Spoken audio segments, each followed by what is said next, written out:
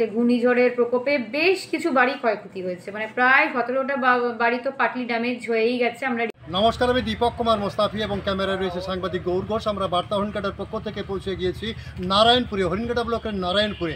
আপনারা জানেন এখনও অনেক প্রতিমা নিরঞ্জন হয়নি, কিন্তু এরই পরিস্থিতির মধ্যে এই গত রাত বলবো না, আজকে ভোর 5টা নাগাদ, 5:10 নাগাদ মাত্র 10 সেকেন্ডের একটি ঘূর্ণিঝড়ে সমস্ত কিছু তছনছ করে দিয়ে গেছে এই নারায়ণপুর গ্রামের এলাকায়। ক্ষতি হয়েছে পুজো প্যান্ডেলের, আপনারা দেখতে পাচ্ছেন পিছনে, ক্যামেরার মধ্যে বলবো পিছনের প্যান্ডেল দেখাতে।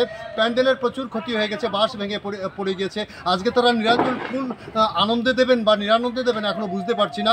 আমরা দেখাবো এই বিভিন্ন এই এলাকার বিভিন্ন 10-15টা বাড়ি ভেঙে গিয়েছে, চালা উড়ে গিয়ে দূরে পড়ে গেছে, কলা গাছ ভেঙে গিয়েছে, প্রচুর ক্ষয়ক্ষতির সম্মুখীন হয়েছে মাত্র 10 সেকেন্ডের ভিডিওতে। তাই আমরা খবর পেয়ে ইমিডিয়েট আমরা ছুটে এসেছি। আজকে আমরা এই পুজো কমিটির কর্মকর্তাদের সঙ্গে কথা বললাম। আমরা যে সমস্ত বাড়ি ভেঙে পড়েছে তাদের সঙ্গে আমরা কথা বলবো, এলাকায় পরিদর্শন করবো। আপনারা দেখতে থাকুন বার্তা হরিণঘাটা। আমি দীপক কুমার মোস্তাফি এবং ক্যামেরায় গৌর ঘোষ সকলকে সাদর আমন্ত্রণ জানাই আজকের এই ঘটনা, এই বিষাদজনক ঘটনাকে আপনারা দেখার সাক্ষী হয়ে থাকুন বা দেখুন।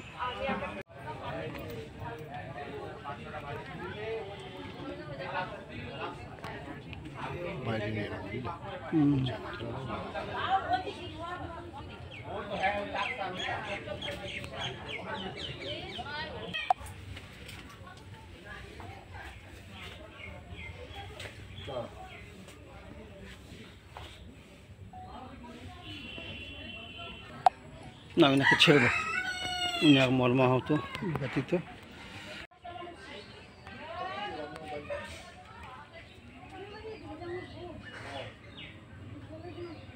দিদি আমি এদিকে আছি।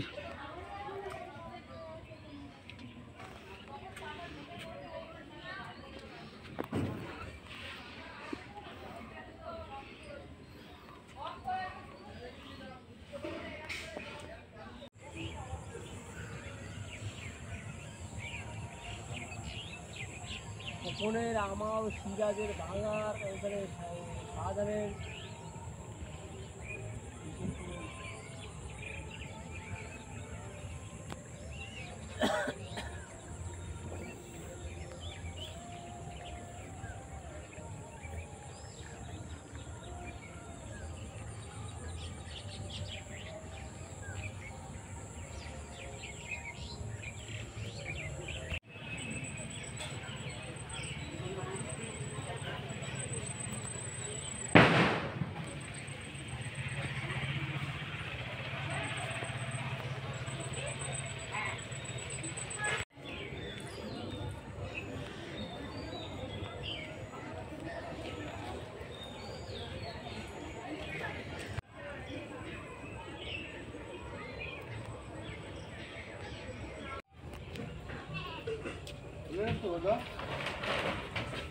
কি করে হলো এটা, কিভাবে হলো? সকাল আনুমানিক 5টা হবে, তখন হঠাৎ ঘুম থেকে জেগে গেছি, শোর শব্দ। তো দেখছি, বাইরে এসে দেখছি প্রচণ্ড আওয়াজ হাওয়ার। তো প্রথমে বুঝতে পারিনি, হঠাৎ কয়েক সেকেন্ড বা মিনিটের মধ্যে হাওয়ার আর নেই। তারপরে ভাবলাম যে আমাদের তো জমি আছে, এই হাওয়াতে তো অনেক সময় নষ্ট হয়, তো একটু জমিদারে যাই, দেখে আসি কী হয়। তো যে আমার কলা বাগান আছে, কলা বাগানের কাছে এসেছি, এসে সকালবেলা দেখি এই অবস্থা, পুরো বাগান একদম ভেঙে দিয়ে চলে গেছে। কত টাকা ক্ষয়ক্ষতি হয়েছে মোট আনুমানিক? আনুমানিক ধরুন 25-30 হাজার টাকা। এরকম আর কার কিছু হয়েছে? এই যে আমার দাদার ওই যে পাশের জমিটা, ওনারও ক্ষতি হয়েছে, আরেকটা ভাই আছে ওরও ক্ষতি হয়েছে, ফুল বাগান প্লাস ওইদিকে প্রচুর জমি ক্ষতি হয়েছে। আর এই দিকটা দেখুন, এদিকটা ঘরের টিনের চালা উড়িয়ে নিয়ে গেছে, ওই সিঁড়িঘরের চালা উড়িয়ে নিয়ে গেছে। আর আমাদের পাকা রাস্তার ওপারে যেটা মেঠুপাড়া বলে, ওখানে অনেক গাছপালা পড়ে বাড়িঘর নষ্ট হয়েছে, প্রচুর টাকার ক্ষতি হয়েছে। তো এই ক্ষতিপূরণটা যদি আমাদের সরকার দেয় তাহলে আমরা খুব উপকার হয় আমাদের। তোমার নাম? আমার নাম সুমন সরকার। ঠিকানা কোথায় এটা? নারায়ণপুর বেলেমাঠ। আচ্ছা, আমাদের দুর্গা মায়ের ভাসান এখনো হয়নি, কিন্তু এই ভাসানের প্রাককালেই একটি দুর্যোগপূর্ণ আবহাওয়ায় সমস্ত কিছু তছনছ করে দিয়ে গেল। গত রাতের ঘটনা কি হয়েছিল? গত রাত বলবো না, আমরা ভোরবেলা ভোরবেলা থেকে, মোটামুটি 4টে 5 থেকে 10-এর নাগাদ। তখন আমাদের পাড়ার সবাই রাত্রেবেলা আগের দিন অনুষ্ঠান ছিল, সেগুলো সবাই উপভোগ করে যে যার মতো বাড়িতে নিদ্রায় মগ্ন। হঠাৎ করেই একটা ঝড়, যেটার কেউ আশঙ্কা ছিল না, কেউ ভাবতেও পারেনি যেরকম একটা কিছু হবে। বৃষ্টির সম্ভাবনা ছিল, যেটা আবহাওয়া দপ্তর বলেছে, সেটা সবাই জানতো, হচ্ছিলও বৃষ্টি। কিন্তু ওই মোটামুটি 10 সেকেন্ডের মধ্যে যে এত বড় একটা ঝড়, এত বড় একটা দুর্যোগ এইখান দিয়ে বেরিয়ে যাবে, সেটা কেউ কল্পনাও করতে পারিনি। আমাদের পুজো প্যান্ডেলটা পুরো ফেলে দিল, কোনো রকমভাবে কোনো আর বাঁচানো কিছু করাই গেল না। আমাদের এখনও প্রতিমা আমাদের মন্দিরে রয়েছে, আমরা আজকে নিরঞ্জন করার একটা পরিকল্পনা নিয়েছিলাম। ছোটো ছোটো বাচ্চাদের মুখের দিকে তাকে আজকে একটা অনুষ্ঠানের মধ্যে দিয়ে মাকে আজ আমরা বিদায় দিতাম। তো সেগুলো আমরা এখন সবই ক্যান্সেল করতে বাধ্য হয়েছি। এখন গ্রামেরও অনেক ক্ষয়ক্ষতি হয়েছে, অনেকের বাড়ির ছাদ উড়ে গেছে, অনেকের গাছ ভেঙে পড়েছে। এইসবের মধ্যে আমাদের এখন মন অতটাও ভালো নয়। তো প্রথম কথা, মায়ের বিদায় সবার মনই খারাপ থাকে, তারপরে এরকম একটা গ্রামে এত বড় একটা দুর্যোগ। তো সব মিলিয়ে বলবো যে মোটামুটি এবারের পুজোটা অন্যবারের মতো অতটাও খুশি ছিল না। তো আপাতত তো এটাই আমরা আমাদের কাছে এটাই। সকালবেলা এসে দেখলেন কি কি ক্ষতি হয়েছে আপনাদের প্যান্ডেলে? সকালবেলা পুরো প্যান্ডেলটা দুমড়ে মুচড়ে পড়েছিল, ভেতরে অনেকগুলো লাইট লাগানো ছিল, সেগুলো অনেকাংশে ভেঙে গেছে, ফ্যানের ব্লেডটা ভেঙে গেছে, সামনে আমাদের একটা লাইট গেট করা ছিল, ওটা পুরো বেঁকে গেছে, কয়েকটা ভেঙে গেছে। তারপরে এই যে আমাদের বট গাছ, আমাদের এটা যার জন্য বটতলা বলা হয়, বট গাছে পুরো আগাটাই ভেঙে ওই সাইডে পড়ে রয়েছে এখনও, এ তো রয়েইছে। তারপর পাড়ার অনেকেরই বাড়ির চাল উড়ে গেছে, অনেক দূরে দূরে গিয়ে পড়ছে। এই পরিস্থিতির মধ্যে কি আজকে নিরঞ্জন দেবেন? নিরঞ্জন দেবো, কিন্তু যেই স্বাচ্ছন্দ্যেরভাবে আমরা আগে দিতাম, যেই স্বাচ্ছন্দ্য করে যেভাবে জাঁকজমকভাবে আগে দেওয়া হতো, সেরকম মন মানসিকতা পাড়ার কারোই নেই।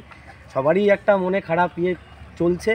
এখন এই যে পাড়ার মহিলারা এখন মাকে বরণ করছে, বরণ করে শেষ হয়ে গেলে আমরা বার করে নিয়ে নিরঞ্জন দিয়ে। আপনার নাম পরিচয় একটু? আমার তাপস কুমার মণ্ডল, পুজো কমিটি। শুনলাম যে গত রাতেই ঝড় হয়েছে একটা, হঠাৎ করে কয়েক সেকেন্ডের বিষয়টা, মানে ঝড়টা কখন হয়েছে? ঝড় এসে 5:10-15 মানে ভোর, আজকে ভোর 5:10। 5:10। কেমন ঝড়টার মানে আকার কেমন ছিল? ঝড়টা আমরা শুয়েছিলাম, তো শোয়ার পর দিকে ধমকার হাওয়া মারলো, এবার আমরা ঘুমতে উঠে পুরো দিকে দেয়াল মার সব পড়ে গেছে। মানে ওই ঘুমের ভিতরে এক দমকা হাওয়াতেই সবকিছু চাল মানে উড়ে গেছে। চাল মার সব উড়ে গেছে। আপনার কি কি ক্ষতি হয়েছে? আমার এই যে ঘর, টিনের চাল সব ক্ষতি হয়েছে। আর এসে আশেপাশে কার কি ক্ষতি হয়েছে? আশেপাশেও তাও ঘরে, কোটা ঘরে চালা ছিল, চালা উড়ে গেছে। এই জায়গাটার নাম কি? নারায়ণপুর। মানে হরিণঘাটা নারায়ণপুর। আচ্ছা, যখন ঘুম থেকে হঠাৎ উঠলেন, যে মানে হঠাৎ করে হাওয়া এসে আপনারা ওঠার সঙ্গে সঙ্গে কি ভাবছিলেন সেই সময়? মানে আমরা একটা হাওয়া মারলো, উঠে আমার সঙ্গে সঙ্গে উঠে দেখলাম পুরো ঘর বা পড়ে গেছে। তারপর আপনারা কি করলেন? তারপর আমার আর কিছু করিনি। এখন কি করবো, সব পঞ্চায়েত থেকে লোক আসলো, এসে সব দেখলো, দেখে সব জিজ্ঞেস করলো। আমাকে এক ধমকা হাওয়া মারলো, সব ঘর মা সব নিয়ে পড়ে গেছে। এখন তো দেখছি আপনার বাড়ির চারিদিকে সমস্ত জিনিসপত্র ওলট পালট হয়ে গেছে। কি আপনার কি কি ক্ষয়ক্ষতি হয়েছে? আমার এই সবই এইসব চা ছিল, সব রান্নাঘর, রান্নাঘর সবই ক্ষতি হয়েছে। আপনার নামটা কি? পল্লাদ দাস। এই পুজোর শুরুর মধ্যে বা ভিতরেই একটা বিপর্যয় নেমে এসছে নারায়ণপুরে শুনলাম, এবং কিছু ক্ষয়ক্ষতি হয়েছে, এই বিষয়ে যদি কিছু বলেন। হ্যাঁ, এটা খুবই একটি দুঃখজনক ঘটনা। আমাদের এই ভোর রাতে মানে 4টের পরেই আর কি, 4টে থেকে 5টার মধ্যে সম্ভবত একটি ঘূর্ণিঝড় আমাদের নারায়ণপুর এলাকার বিরোহী 2 গ্রাম পঞ্চায়েতের অন্তর্গত একটা ঘূর্ণিঝড়ের প্রকোপে বেশ কিছু বাড়ি ক্ষয়ক্ষতি হয়েছে। মানে প্রায় 17টা বাড়ি তো পার্টলি ড্যামেজ হয়েই গেছে, আমরা রিপোর্টও পাঠিয়েছি CA2 রিপোর্টে। এবং বিভিন্ন যেগুলো টিনের যে চালগুলো আছে সেগুলো ফুটো হয়ে গেছে বা আংশিকভাবে ভেঙে গেছে। তো সেটার জন্য আমরা ইমিডিয়েটলি এনকোয়ারি করিয়ে আমাদের বিডিও সাহেবের মাধ্যমে আমরা ব্লক থেকে সাবঅ্যালট করে দিচ্ছি বেশ কিছু ত্রিপল, গ্রাম পঞ্চায়েতে 100-র উপরে ত্রিপল আমরা সাবঅ্যালট করেছি। প্লাস হচ্ছে ওনাদের যারা মানে আর্থিকভাবে ক্ষতিগ্রস্ত হয়েছেন তাদেরকে বিশেষভাবে ক্যাশ জিয়ার, সেটাও আমরা ওনাদেরকে দেওয়ার ব্যবস্থা করেছি, যাতে ওনারা সেই বিষয়টা নিয়ে মানে ওই আর্থিকভাবে ওনারা যাতে বেশি ক্ষতিগ্রস্ত না হয়। আর ব্লক প্রশাসন সবসময় ওনাদের পাশেই আছে, এবং যে কোনো আমি বলাই রয়েছে ওনাদেরকে, সকলকে জানিয়েছি, প্রধান থেকে শুরু করে ওখানকার যারা মেম্বার সকলেই আমাকে ফোন করেছিল। তো ওনাদেরকে বলা হয়েছে যদি মানে আগামী দিনেও যদি কোনো সমস্যা হয় বা আজকের পরে যদি কোনো সমস্যা হয় অবশ্যই যেন আমাদেরকে জানায়। আমরা যতটা সম্ভব ব্লক থেকে সাহায্য করে আমরা অবশ্যই করব। মানুষের বা কোনো পশুর কোনো ক্ষতি হয়েছে না? মানুষের কোনো ক্ষতি বা পশুর কোনো ক্ষতি হচ্ছে এই বলে কোনো রকম খবর আমরা পাইনি। তবে আমাদের বেশ কিছু কলা গাছ, বিভিন্ন রকম ধান গাছ, মানে এগুলো চাষের জমি, কিন্তু অবশ্যই বেশ কিছু ক্ষতি হয়েছে। আনুমানিক কত টাকা হতে পারে ক্ষতি? বলুন ক্ষতিটা এটা আনুমানিক তো এভাবে অ্যাসেস করা একটু মুশকিল, তাও মোটামুটি আমাকে অ্যাসেস করে বলতে হবে, এটা এইভাবে বলা যাবে না হয়তো। ঠিক। ধন্যবাদ, থ্যাংক ইউ।